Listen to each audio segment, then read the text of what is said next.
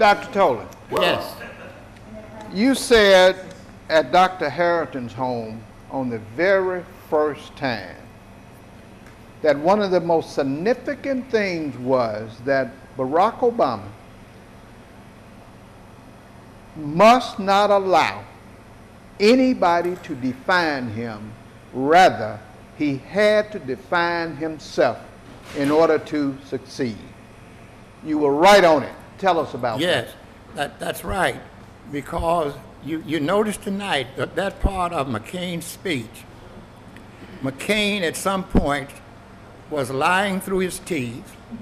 At other points, he had arrogated to himself positions previously taken by Obama.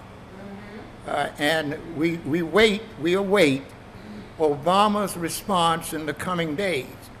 One thing you have to admire about Obama, he is very civil in his discourse, but he is very firm in his pronouncements. This is not going to be one of those campaigns where you don't get a response from somebody like John Kerry.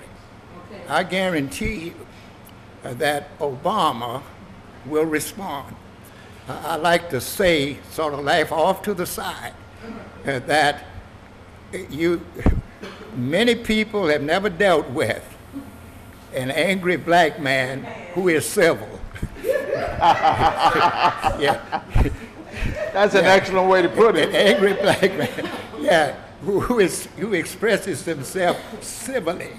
You see, he may be overheated inside, but his mind is at work, and he lets the mind control his vocalization. See, and no matter how much, as the old folk used to say, no matter how much they jug at him, you remember the word? Yeah, absolutely. No matter how much they jug at Obama, Obama is not John Kerry.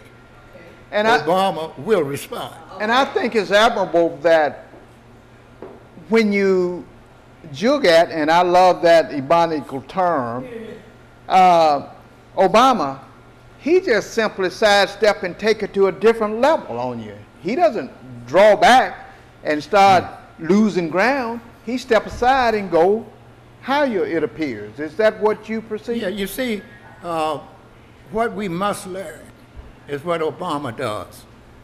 The best opposition is a proposition. You see, when you deal with the opposition doing a negative on you, then you propose what it is that you really stand for. And that's in line, Chief, with what we said early, is that you don't let anyone define you. And this is a thing, this is one of the things that whites in the movement, that whites rather facing the black movement did not understand, because there was a shift in our philosophy during the civil rights movement. The shift is away from reacting to what whites did to a position of acting and then let white people react. Okay. I always like to think about Reverend Edwards. One night we had a reporter at one of our meetings from New York. He was writing an article, and Reverend Edwards was our speaker.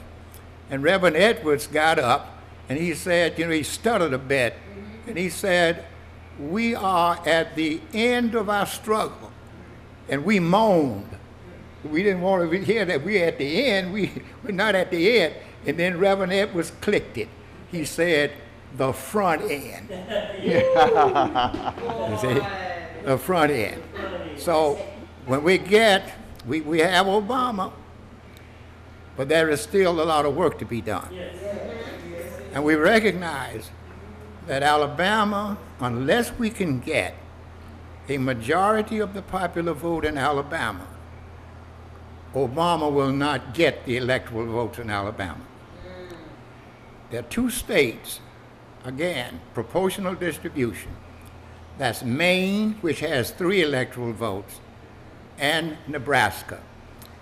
You may remember some time ago that the Republicans in California tried to change the California Constitution for proportional allocation of the electoral vote of California, because California just normally goes to the Democratic Party in these presidential elections.